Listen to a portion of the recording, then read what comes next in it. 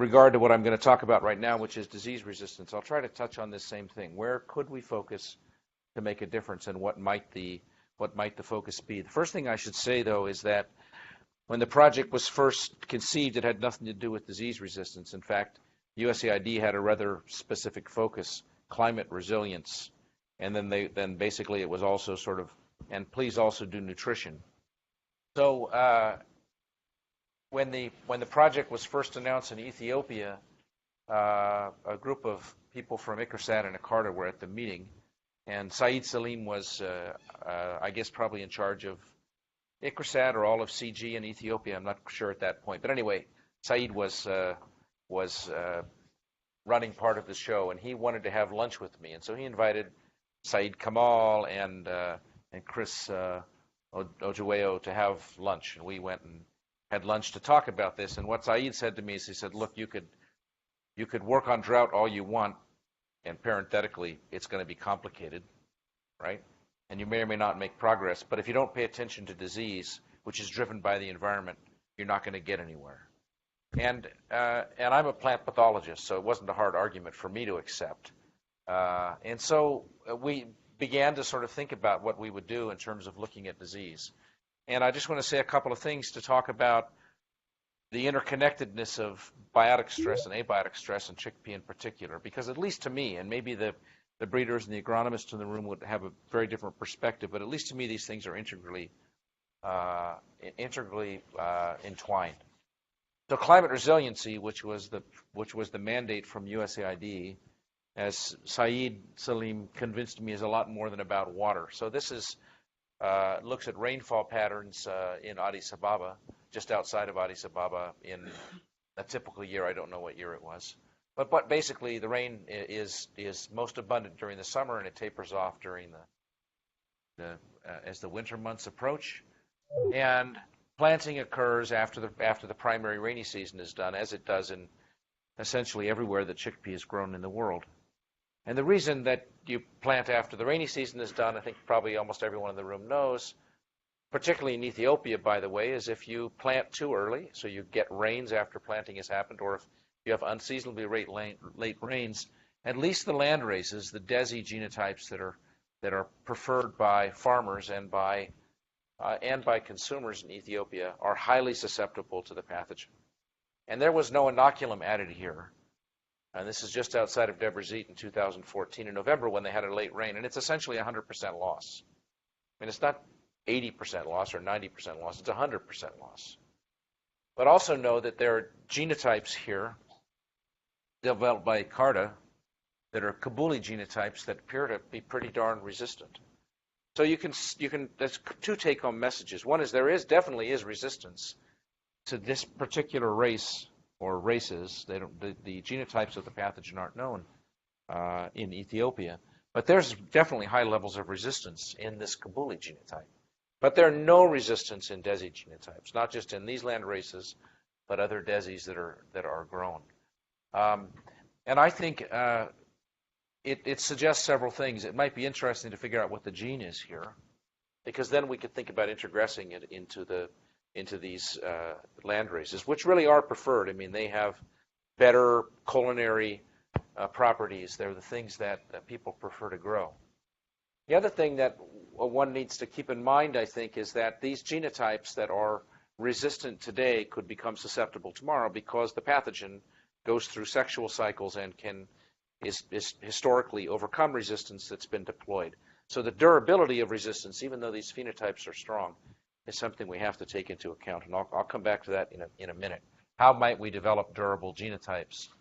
The other thing so this is climate drives disease, particularly Ascochyta blight, where the fungus's life cycle is driven by moisture and temperature. Similarly, though, and this is if you plant too early or you get unseasonably late rains. Similarly, Fusarium wilt can be a serious problem, particularly late in the season if it's dry. And it can cause significant losses essentially throughout the country. I would guess, but maybe the people in Ethiopia would correct me, that yearly Fusarium is probably more important. But when the environment is conducive, Ascochyta is more important. At least that's my assumption. The other thing that's important is pod borer, which is episodic in nature. It doesn't occur every year. But when it occurs, it's a really serious problem. And there's only one way, there are only two ways to control pod borer. Either spray it or you use BT, which works, but right now it's problematic in terms of release. So each of these three problems in terms of biotic stress are very severe in chickpea, and I think if you could solve any one of them, it would be a game changer. You could solve any one of them through breeding and develop durable resistance. And it would be worth, several orders of magnitude more than we're invested in this project already. So what's of interest to me is that the environment drives the agronomic cycle of chickpea, right? And if you don't plant in the right window, you're going to be hit by biotic stress on one side or the other. And this was what Saeed Salim was trying to drive home to me. You can't think about climate separate from the diseases that climate drives. And I think we have to, and so we have to think about it holistically. At least that's where the project has sort of come to. So you've heard that we're trying to harness diversity. Well, we added to the list Fusarium, pod borer, and initially we didn't do anything with Ascochyta because it was going to be covered by partners in Australia, but we've decided to pick it up a little bit because it's important and we think we have some potential there. So I'm going to just give you a really quick overview of what phenotypes look like in either the wild progenitors or in segregating material without any data other than really just looking at phenotypes.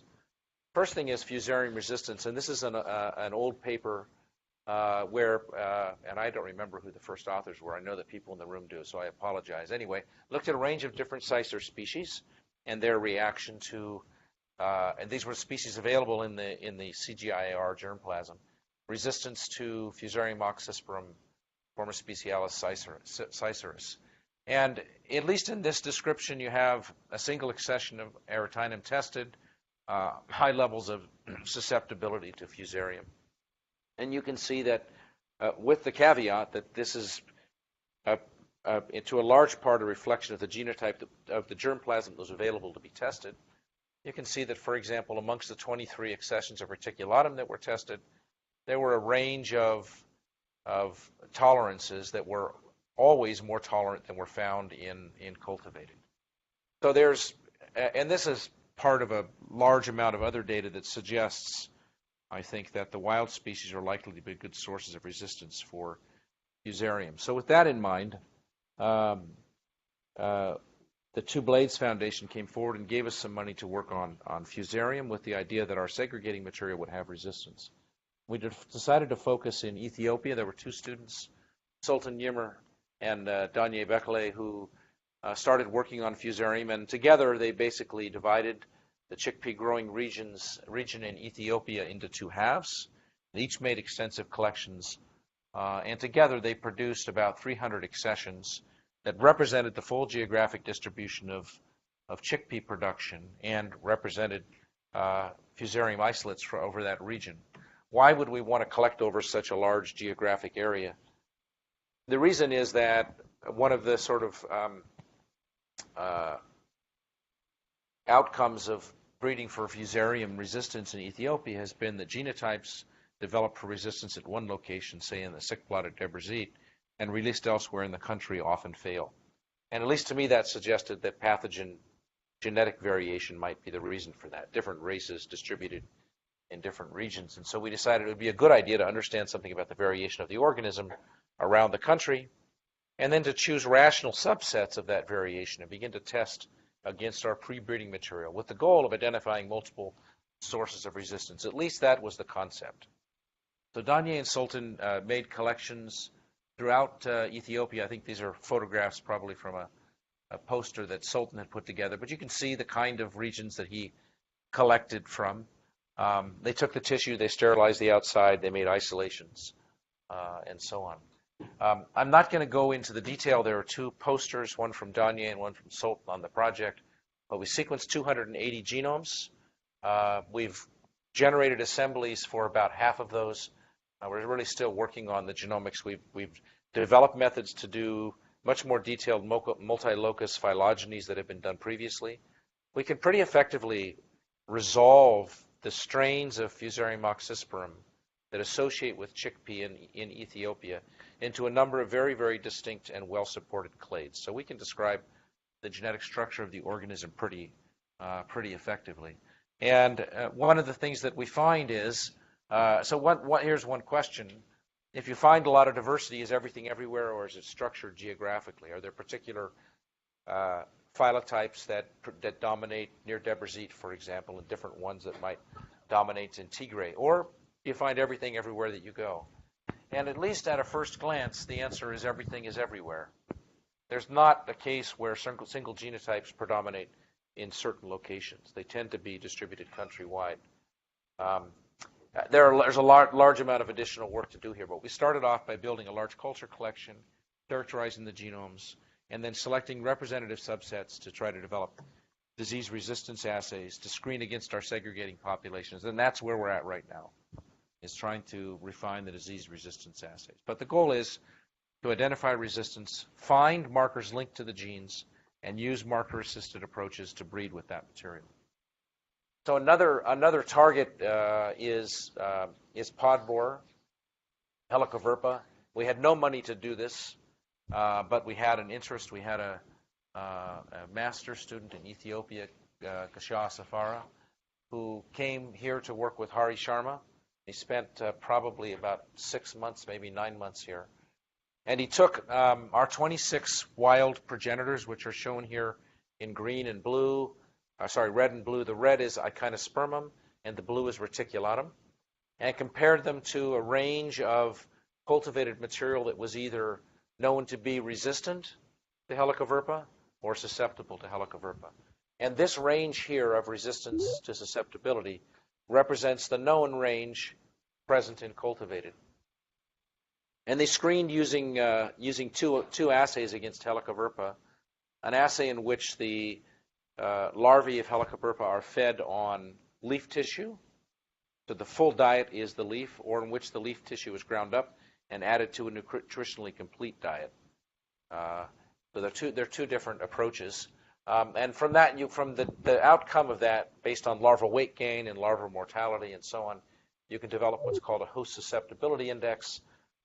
And the take-home message is that if this is the range, if this is the most tolerant that you find in current cultivated chickpea, and this is susceptibility, that's the range.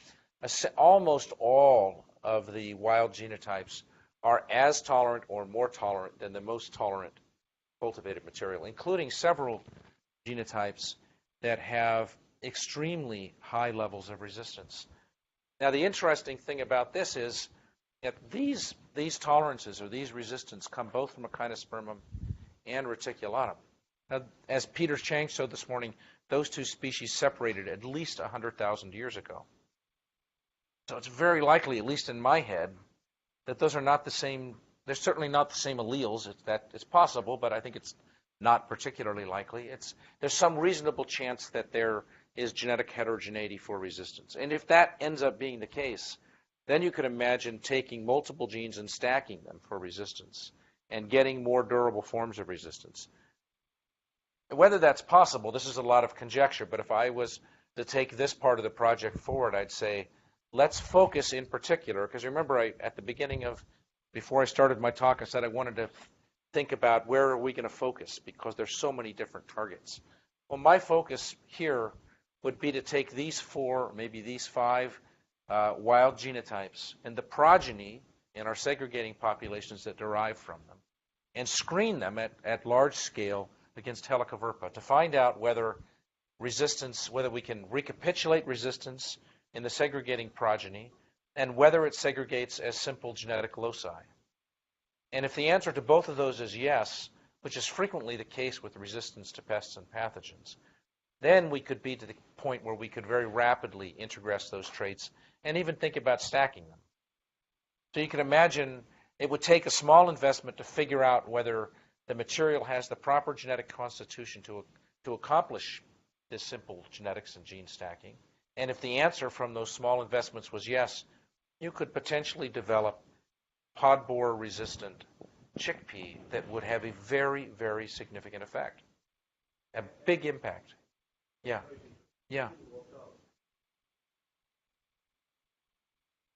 That's my point. That's the first thing that we need to do is find out.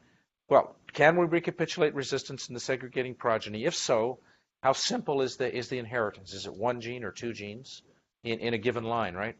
You have to answer those two questions. And if the answer to that is that it looks like it's inherited as a strong trait with relatively simple genetics, then you could move forward with breeding. Yeah, but you have to answer those two questions first before you can really think about breeding.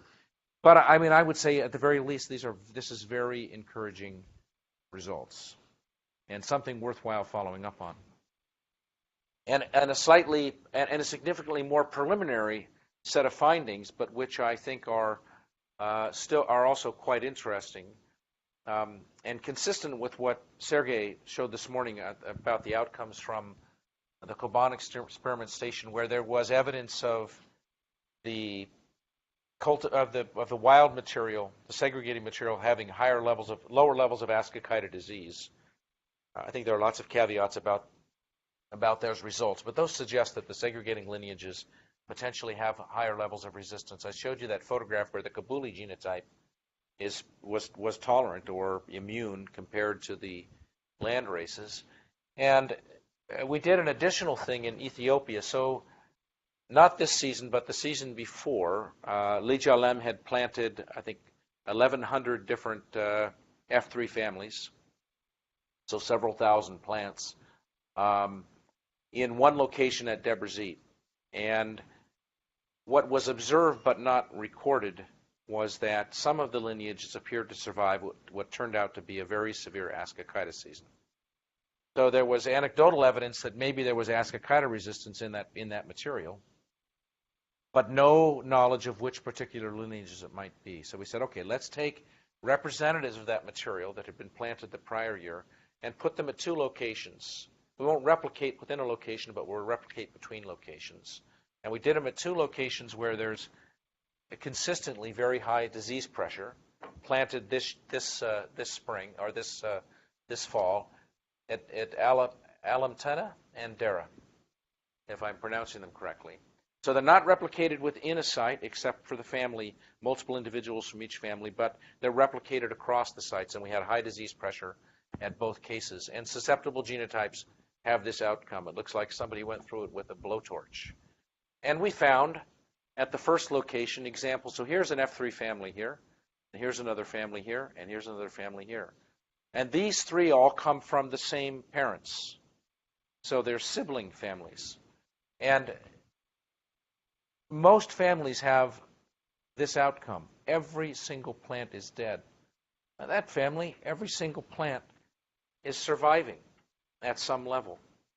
The problem is that when you go to the first location at Dera and you see this in some subset of the families, you have no idea whether they're escapes or, it looks consistent, right? It's all individuals here are alive and all individuals there are dead. But it's not replicated, so you can't be sure. Plus, we didn't plant at an extremely large scale. Also, at the first location, Dara, there was one population derived from an equiparent where out of about 6 individuals or 7 individuals in that family, half of them looked like they were immune. I mean, 100% massive flowering potting plants, and their siblings were dead in the same row. But again, maybe they're escapes. So then we went to the second location at Alamtena, and we found the same thing. We found some cases where plants were alive, and I would call those tolerant because there's some disease happening. But other cases where, and very limited number of them, where there were plants that appeared to be immune. And if you went through and you asked in the field what families are those, what parents were they derived from, and specifically what families, they're exactly the same families at each location. So the replication is very in our material. At least one family from an Eki population at a site that we call roadside is segregating for what looks like immunity, and several populations, several families from a few different wild donors in reticulatum that appear to have tolerance. So the way I look at it, and of course we have the situation where there's genotypes that have been developed in Kabuli already that are resistant. So I suspect there are probably multiple disease resistance genes floating around out there. But in a situation where the pathogen is variable, the outcome of releasing a new genotype into an agronomic situation is almost certainly defeat of that gene and disease becoming dominant again. And this is exactly the case in the various rusts of wheat. And the solution by the wheat breeders has been to basically try to put a moratorium on the release of genotypes with single gene resistance, because even though they're stable in the short run, they're defeated in the near term, and those genes are lost from being useful anymore. So I imagine a situation where the goal would be to go back to some of these populations that we've identified, screen them in more detail. We've cultivated the fungus. We're sequencing its genome. It'd be a good idea to have representatives of Ascochyta from different parts of the world, and to go into a few of these families and retest them at large scale in the next year, and to think about identifying sources of resistance in that apparently resistant Kabuli. I think that Danye has made segregating populations from that. Where are you, Danye? Is that true? Yeah. So we've already got a segregating population for that cultivated genotype. We've got segregating populations for several different reticulatum sources, different populations, and for at least one echinaspermum source. But imagine you find 5 genes that for resistance, and you take what I would call tolerance but not immunity, and you stack it with immunity and other genes. You could potentially, but again it requires work to figure out whether this is true, develop durable resistance to Ascochyta that the fungus can't overcome effectively. Now, right now, this is just a proposal, and there are a huge number of reasons why it might not work. But what is absolutely certain is there's definitely resistance, field-level resistance, if nothing else, to the fungus that's currently wreaking havoc in Ethiopia. Whether it would hold up in northern India or Pakistan or Canada or Australia is another question. But there's no doubt there's genetic potential there. So I would just summarize by saying that these 3 pathogens, Fusarium, this insect pest, and this Ascochyta pathogen, are extremely important. They're year in, year out. They remove the incentive to grow from growers, particularly smallholder farmers, to grow chickpea. It makes the risk massive in many parts of the world, and it's documented that in different parts of the world, the rate at which farmers are maintaining chickpea production is decreasing, and one of the reasons is biotic stress. And I think that there's potential in these wild populations to solve those problems. I say potential. I don't want to overstate it. There's work that has to be done to determine if that's true. But this is the kind of stuff we can talk about, in addition to nematodes, John, that are being worked on in Australia, that we can talk about in the disease session tomorrow. Or on Thursday morning, I guess. Okay? My voice is going out, so I'm going to stop. Okay, I think for the rest of the afternoon we have a coffee break, and then we have a poster session from 4:30 to 6:30, followed by dinner. Okay?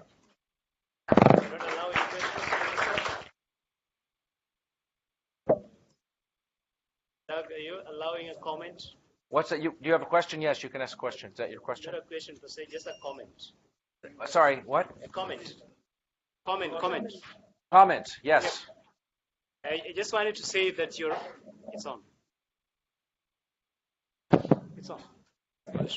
Yeah, I wanted to just say you're right with the statements about Ascochyta blight and Fusarium wilt, and about the fact that among the released varieties, we don't have resistance to Ascochyta blight among the desis.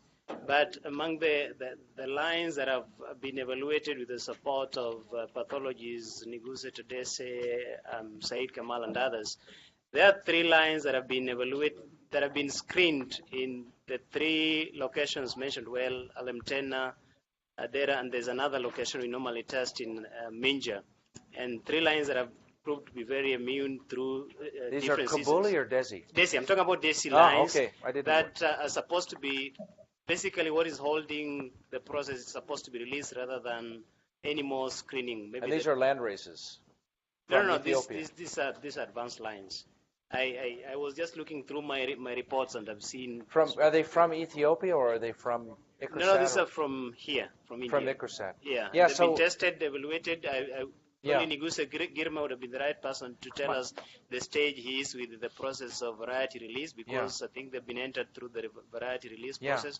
At the same time, they're being used at the moment to improve released varieties which are not, ascochyta blight tolerant, susceptible at the moment. So that's great news. My guess is those genes might come from Kabuli. They could potentially be the same source. Sure, because that bit I don't know. Yeah, I don't know what the breeders think, but one thing that worries me is we see CGIR germplasm moving into Ethiopia. What's happening is it's replacing the land races.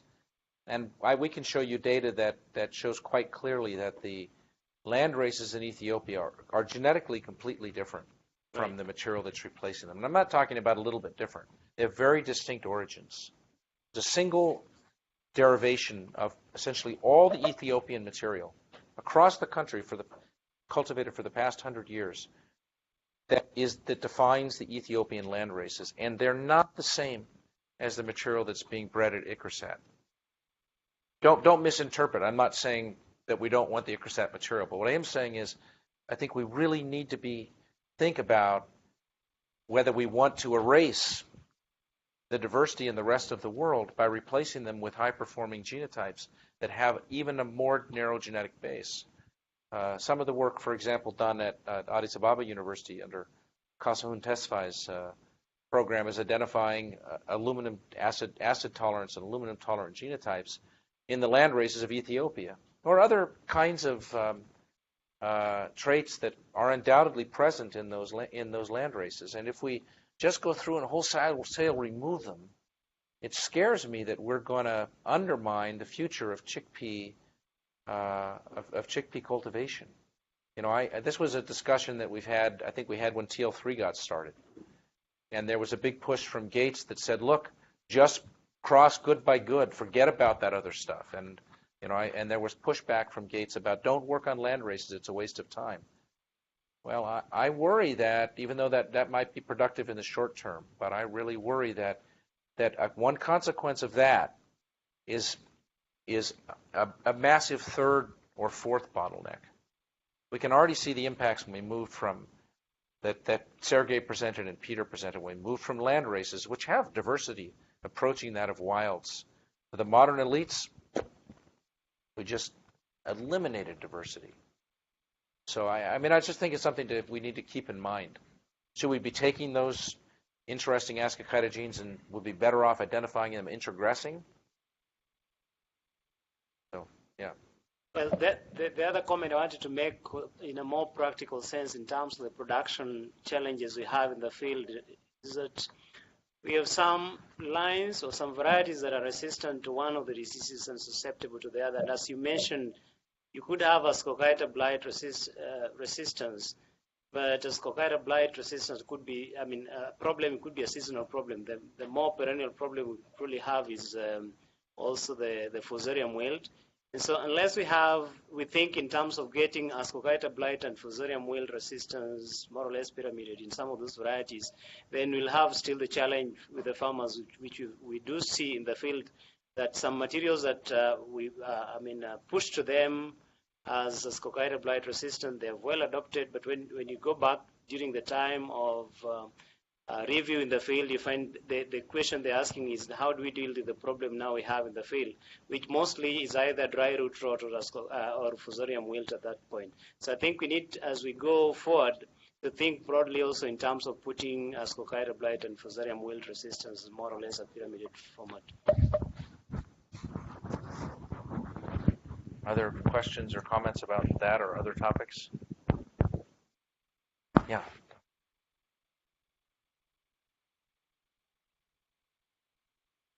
Your Eki was the best survivors. Yeah.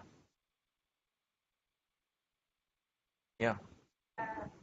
We have been surveying some, especially for the Pinnatifidum populations for ascochyta, and in the wild places, most of these places we have visited, the plants that you collected, reticulatum and Echinuspermum. For Pinnatifidum, what could I say is that the ascochyta never kills the plant, even even it is a very dense populations, they get infected, but it never kills the plants. So it could be some sort of resistance in wild populations. We have never seen diseased plants for Echinuspermum populations, and in reticulatum, it's kind of resistance, but it never kills the plant in the wild. But we never see Fusarium in the wild populations. We have done several isolations, but wasn't able to isolate the Fusarium, pathogenic Fusarium from that. So there should be some type of resistance in Fusarium, for Fusarium in wild populations, but don't know what will happen. But for Ascochyta, there is a huge difference in virulence, even in the wild populations. In virulence? Yes, in wild. Yeah, I think we don't know anything about these organisms, the microbes in the wild systems. Yeah, that's important.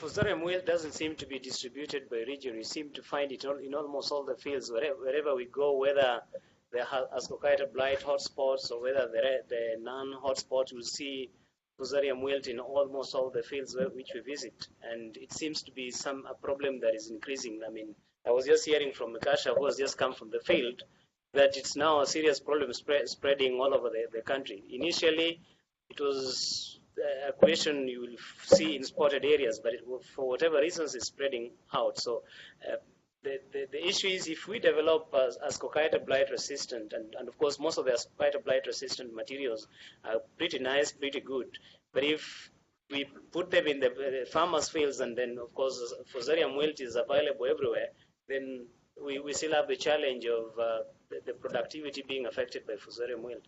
So I'm not saying that one is more important than the other. Definitely, if we have Ascochyta blight here and it starts wiping out, it wipes out everything, it becomes a much serious problem. If you're lucky that there's no Ascochyta blight in that particular year or season, then you deal with one problem. But if you're unlucky that it becomes a serious problem in a particular year, you lose quite a lot in terms of both diseases.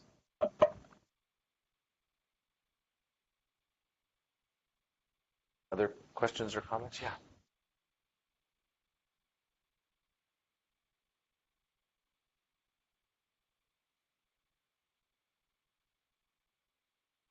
I can't hear.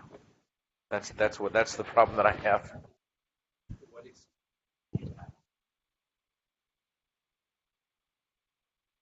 With disease, inoculation, and tolerance. Disease tolerance, inoculation. I don't have any. I mean, this is we're Gagne and Sultan and I have been struggling to get the Fusarium inoculation assay up and running. We haven't done any inoculation with Ascochyta at this point.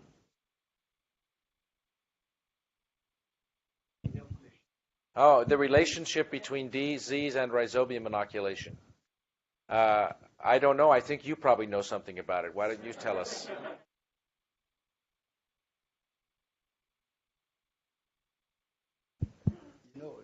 I haven't done a research, particular research, but our farmers, since I have started this business of inoculation, are telling us back it has resisted or tolerated, not resisted, tolerated the diseases after I have inoculated.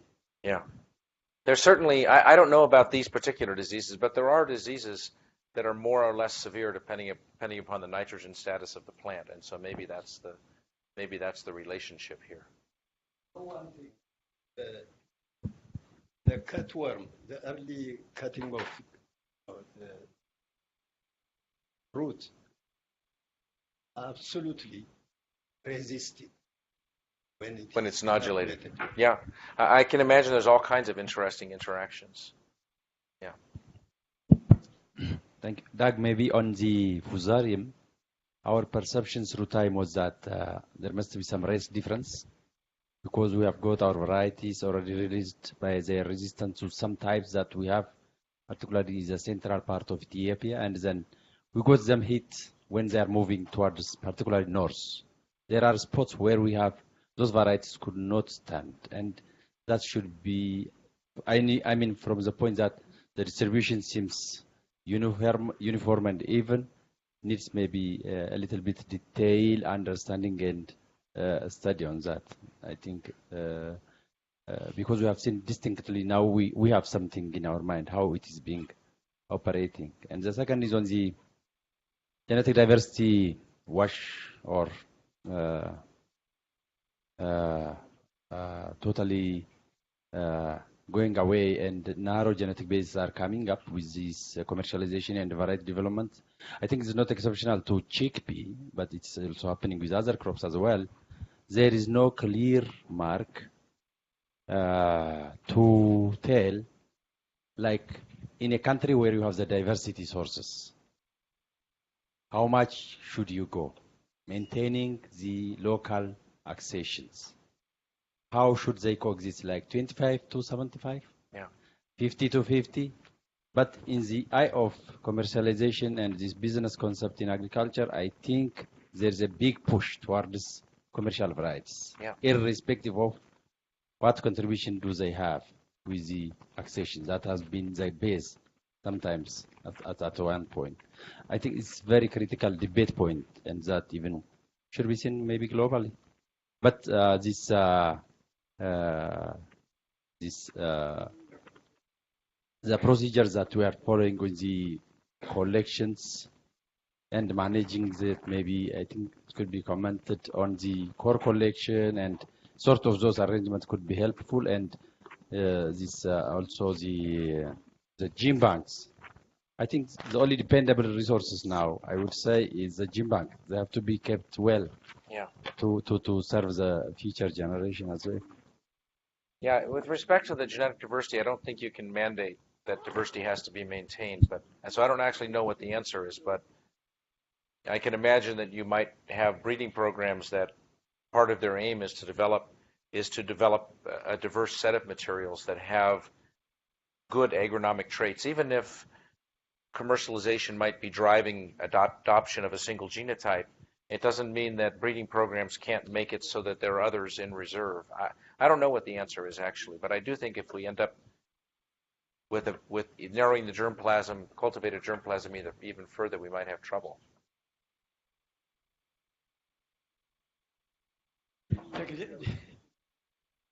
Ask just one or two questions from the morning session. Yeah. Presentation. In the microbiome, are some of the bacteria you identified from the soil and from the root, do some of them are playing some role in the literature, indicated that they are endophytes? Well, I mean, some of them are probably, we didn't actually look at the endophytic compartment. We looked at what we called intimately associated bacteria, because for us that was a microbe. It's the microbes that can't be removed by pretty aggressive washing. So these are either attached epiphytes or endophytes. But they're a very specific fraction of all the bacteria. Whether any of them are beneficial is completely unknown. I wouldn't want to claim anything about function at this point, because I think it would just be wild speculation. But it's to test their function as an objective. Yeah, for Fusarium and Tuscocaita, usually we have Cicoplot in our breeding program. We do screening for that. But do you have the facilities for but better the insect infection and also leaf minor? No, we need help with all of it.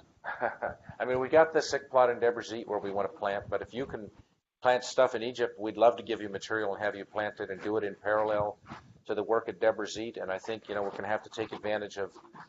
I worry a little bit about the likelihood that with Ascochyta, that a greenhouse experiment where you add high levels of inoculum and try to control humidity is not very representative of field level resistance. But these are the kind of things we should discuss during the disease session tomorrow. And as far as working with the insect, no, we'll have to find entomology partners. I don't know if ICRISAT is in a position to help. But it's going to take partnerships to solve any of these problems. We have actually some facilities in Rabat. Our entomologist based there. Yeah, it would be great if you guys can engage.